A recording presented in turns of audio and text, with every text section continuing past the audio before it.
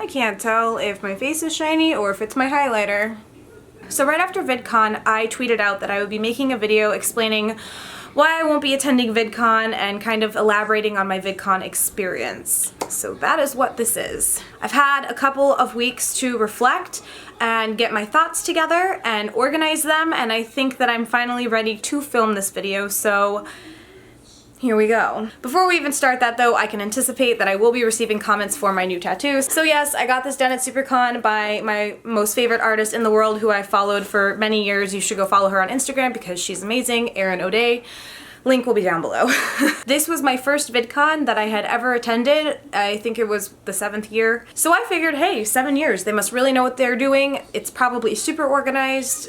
I've been to Playlist Live every single one, so I anticipated that it would be similar, if not bigger. It was not what I was expecting at all. I had super high hopes and I thought it was gonna be a really great event, even after they sent the email saying that the security was basically going to be tripled due to the murder of Christina Grimmie and the Pulse attack. I still figured it was going to be a great event regardless. I didn't anticipate the situations that I would run into, and yeah, so elaboration. Let's do it. I actually took notes on my phone because I wanted to make sure my thoughts were organized.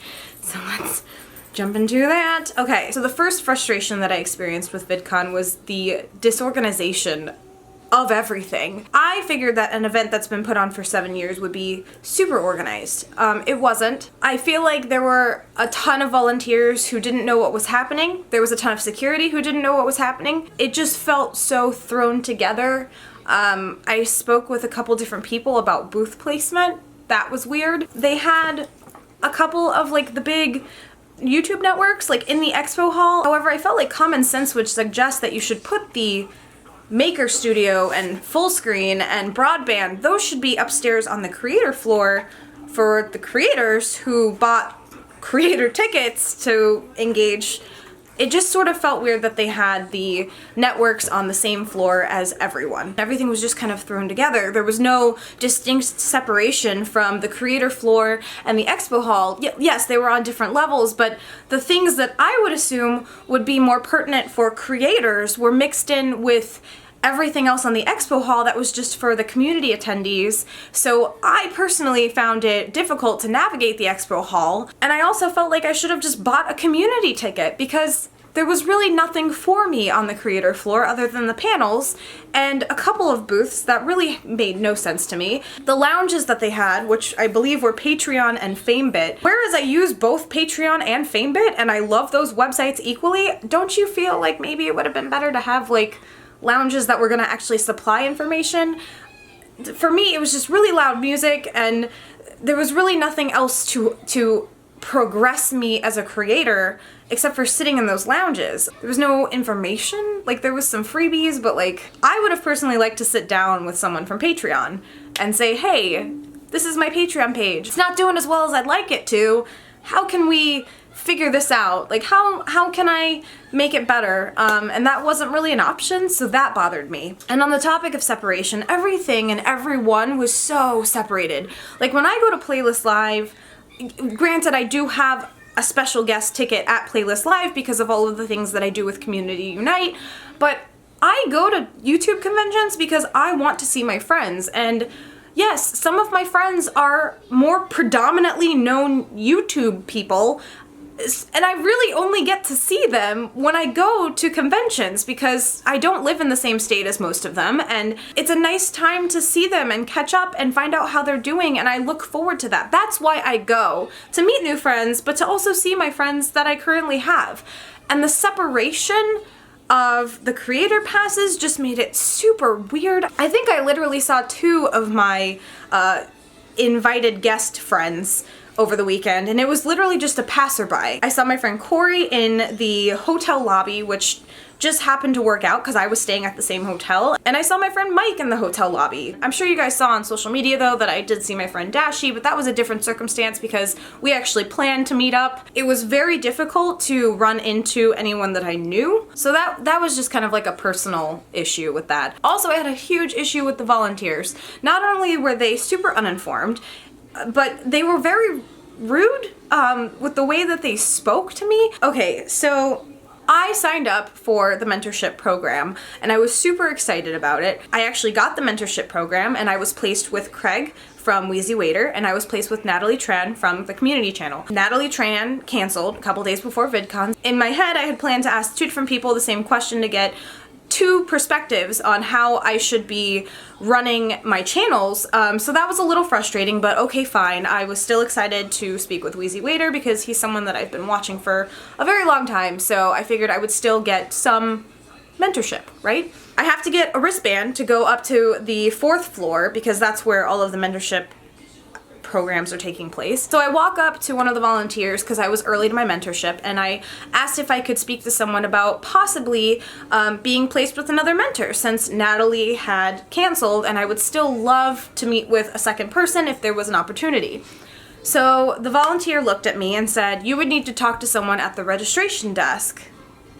Oh, but that registration desk is only for real creators, so you can't go over there. So as soon as that came out of his mouth, I said, "Real creators? What do you mean?" And he looked at me and said, "You know, the creators that are actually supposed to be here." I'm sorry. Did I not buy a creator pass? Do I not have 4 YouTube channels? Do I not put as much effort and work into my channel as everyone else who is a creator on YouTube? That was so frustrating to me and I got so angry. I took a seat and I was just like, I was baffled. Like I was completely taken aback at what had just happened. So that really irritated me. And then I went into my mentorship and this is nothing against VidCon. This is nothing against the Green Brothers. This is nothing against Wheezy Waiter. I learned utterly nothing from my mentorship. Which was super disheartening and frustrating because I came and I basically said, here are my channels, here's what I do, here's my upload schedule, here, like, what can I be doing better? What do you recommend? Like, what do you think would help me grow as a YouTuber, as a creator, as, you know, with my channels? And the answer that I got was that I should cut back. And I shouldn't be doing as much as I'm doing. And then when I pressed on that answer, the response was, "I don't really know, I struggle with the same problem." Now, in my opinion, if you are mentoring in a mentorship program, that's not really the answer that someone like me wants to hear. I mean, Craig even made a comment to me. He said, "Do I know you? Have we met before?" I said, "We have a lot of the same friends in common. I started around the same time that a lot of these YouTubers did, and I've been friends with them for years and my channel just didn't take off. So yes, we've met before. I've seen you a lot. I genuinely want to figure out how to better my channel and better my experience on YouTube and make things better for my viewers, and then that I got nothing out of it. So that was another frustrating situation, and it of course happened right after the whole volunteer situation, so that made me feel even less like I was meant to be at VidCon. So yeah, that was just a thing. Also, the security at the Hilton was insane. There were 3, sometimes 4 checkpoints for me to get into my hotel room. I get why they're doing it. I totally understand. But at one point, I had my key card out and the woman told me I couldn't go in because there was a group of kids who I guess weren't staying at the hotel that were trying to like get past her and say, "No, we just need to go meet our friend. We need to go meet our friend." So I'm showing her my key card. Mind you, I have bags of groceries because I went to CVS to pick up some food and I'm trying to get by and I'm holding the bags and I'm showing my card and she literally said, "No one else is getting in the hotel." I'm sorry, I'm literally showing you my key card. I don't care about these other people trying to sneak into the hotel. I am a paying patron at your hotel, or not your hotel, but the hotel that you're doing security for. So I pushed past her, which probably wasn't the best thing to do, but I was also extremely frustrated at that point, and I showed her my key card. I said, "Look, I'm going. Like, I'm going in." I have to show my key 2 to 3 times before I even entered the hotel, and then once to get on the elevator. I felt like I spent the entire weekend just kind of, oh my god, do I have my card with me? What if I lose it? What if I lose my card? Oh my god, I can't get into the hotel. Like, it was just like the worst feeling. All of this was just like a really bad first impression of VidCon. I feel disserviced for spending $200 on a ticket and not getting anything out of it. Because I felt like I really didn't get anything out of it. Even at the panels. Even at the panels, the information was just repetitious. Like, shoot for the stars, keep it going, be yourself, continue to make videos. You'll do it, you'll get there, yeah. As most of you guys know, I work with Playlist Live to create Community Unite, which is a smaller channels panel track with workshops and panels and critiques. And we do this because we're tired of the same information over and over. And as a smaller channel, we want to have the information that will actually help us grow. Don't tell us to just shoot for the stars. You have to give us you have to be frank and honest and give us actual pertinent information. So as someone who plans panels that genuinely are meant to help people, I felt like I was disserviced. I felt like I could have honestly bought the $150 community ticket and saved myself $50. And even so, I felt like I could have just not bought a ticket and not gone at all.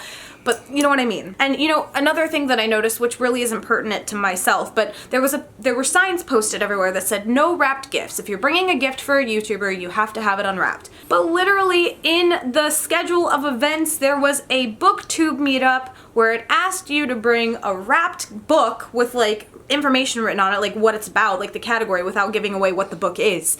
So like, how are you gonna post signs that say don't wrap things and then you literally have something on the schedule that says bring a wrapped thing? Like, so basically what I ended up doing is on the last day of VidCon on Saturday, I decided that I was not going to be dissatisfied anymore and I would go to Disney. So I went to Disney on Saturday and Sunday, and that was like the best part of my trip, honestly, was going to Disney. That all being said, I do want to point out that I did have a good time with my friends in the hotel room. I had a great time seeing a couple of my friends who also had creator passes, and I even made a couple new friends. I met my new friend Steph and her boyfriend Chris. They were so awesome. We spent the day at Disney on Sunday together and on Saturday night. It was fantastic. So if I got anything out of this trip, it was definitely meeting Steph and Chris, and it was definitely getting to see Dashi, and it was getting to hang out with my friend Adam for a day. So yes, I did get to see a couple of my friends, but my point is that I could go to California and not spend $200 on a VidCon ticket and see my friends, which is most likely what I'll do. I'll probably end up going to California around the same time as VidCon next year,